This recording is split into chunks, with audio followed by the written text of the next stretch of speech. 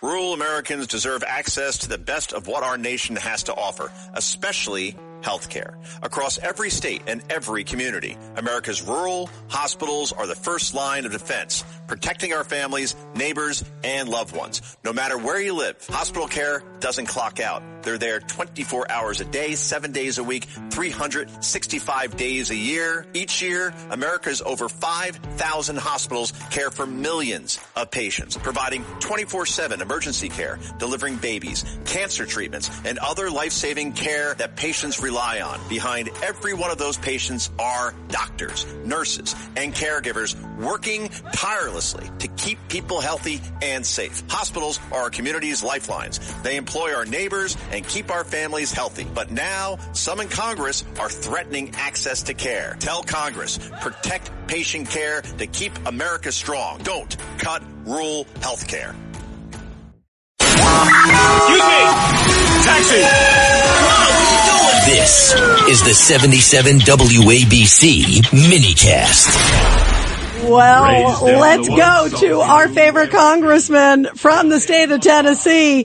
And he was there last night at the State of the Union. We love him, Congressman Tim Burchett. Congressman, it's so great to have you here. The judge and I have one question for you. Why did it take so long to kick out Al Green? Three whole minutes. Yeah, 3 whole minutes. 3 whole minutes. Well, he didn't have he had his pimp cane. I thought he was going to smack somebody with it. But, I talked to him beforehand. You know, I get up there and I get my seat kind of early, and he had his on the edge. And I thought, well, Al's just going to make a graceful exit. And I came back in, and he'd moved to the aisle on the Democrat side, and I knew it was going to be bad. But I thought they should have left him up there just to show what clowns they are, because Trump just ignores them, and he just talks, and it drives them crazy. He should have said something nice about it. He said, Guy, you look great today. Glad to see you. I was worried about you. Yeah, that would have been great. By the way, I saw you talking to the president a whole bunch of times on the way in and the way out. What did you say? What did he say? And he looked, first of all, he looked on fire on the way in, and he looked happy on the way out. Well, he should have been. I won't go into all the details, but I get up at 4:30 in the morning, and I thought, I'm going to call the president and just tell him that I'm going to be praying for him today. And I did. And generally he doesn't, I just never get through to him, whatever. Well, dadgummit answered the phone at like 6:30 in the morning. And he goes, and he said, hello. And I said, it's Tim Burchett, Mr. President. Tell Tim, Tennessee. He says, oh man, he just started going off. And I knew he was, and I said, I just called to tell you I'm praying for you.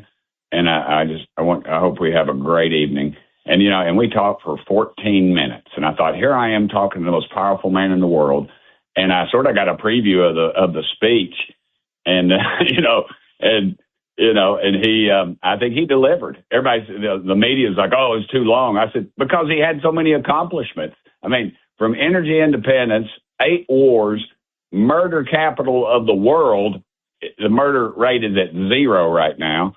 In Memphis, Tennessee, he cleaned it up. Don't ask the crazy liberals that run that town. Ask the poor black moms who've had to bury their babies. They're the ones that matter, and they love Trump. And those are the things. And and he talked about and I think it also showed the clear divide in our country right now with those dadgum liberals not standing for a Medal of Honor recipient, a little girl who got her life has been greatly diminished because of an illegal in a truck. Should have never had a license. And under Biden, 300,000 kids disappear, and you can't hear anybody in the media talk about that.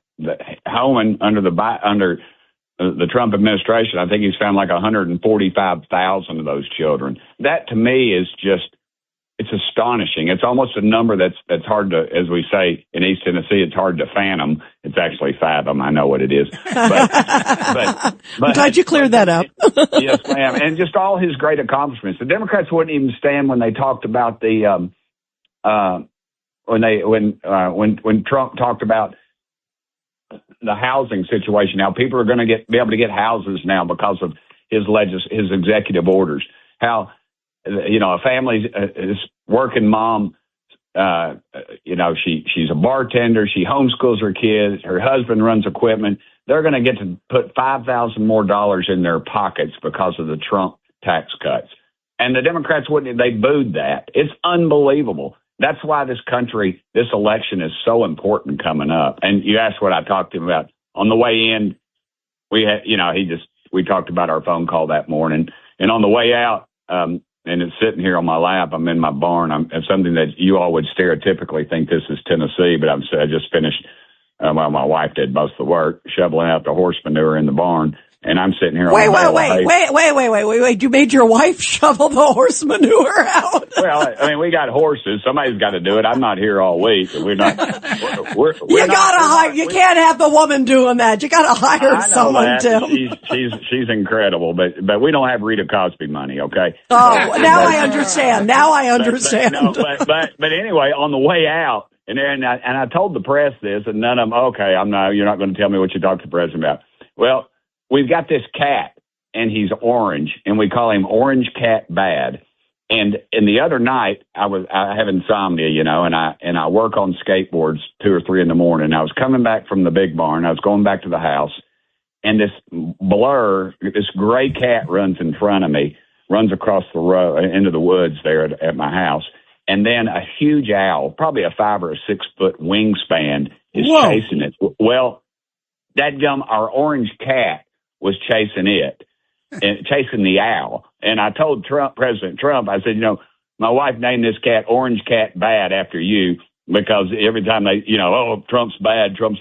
And I told Mr. President, that cat is the meanest SOB in our barn, just like you. And he laughed and told me he goes, I love you, Tim. And it was so cool. But, and that's really what I talked to him about. Well, at least he answered you. I texted him at 5:30. He never answered me.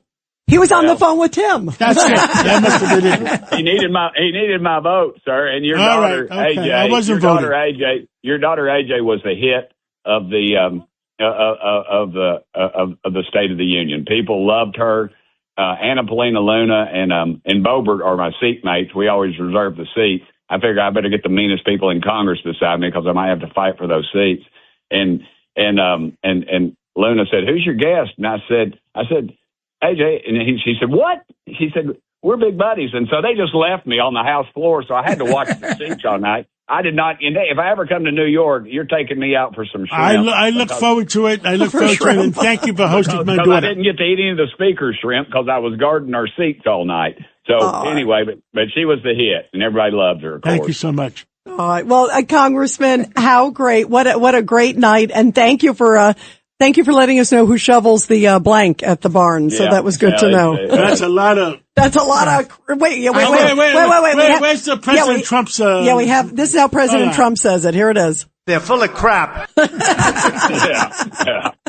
Well, he's right. And how sick are they? How sick are they for not a Medal of Honor recipient? I mean, in your lifetime, you might meet one, and we had, I guess, 3 there, and those kids.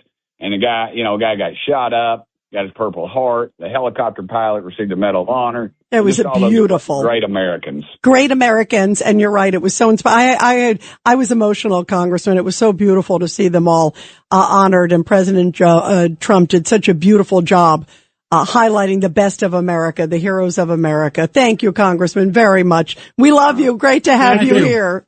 I love you guys. We love you. Thank you very much.